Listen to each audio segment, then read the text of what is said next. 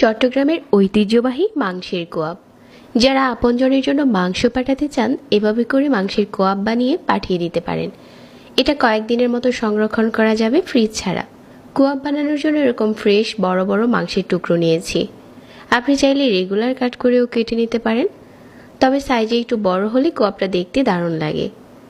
এখন এখানে 2 টেবিল চামচ দিয়ে দিলাম আদা বাটা, 1.5 টেবিল চামচ রসুন বাটা, 1.5 চা চামচ লাল মরিচের গুঁড়া, ধনিয়ার গুঁড়া দিয়ে দিচ্ছি 1.5 চা চামচ, ভাজা জিরার গুঁড়া 1 চা চামচ, গরম মশলার গুঁড়া 1 চা চামচ, হলুদ গুঁড়া 1/2 চা চামচ, 1 চা চামচ লবণ দিয়েছি, আর 1/2 কাপ দিয়ে দিচ্ছি রান্নার তেল।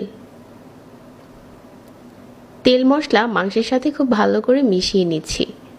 কোয়াবটা হাড় ছাড়া মাংস দিয়ে বানাতে হয়। মাংসের সাথে যখন ভালো করে মেশানো হয়ে গেছে, এখন রেস্টে দিয়ে দিচ্ছি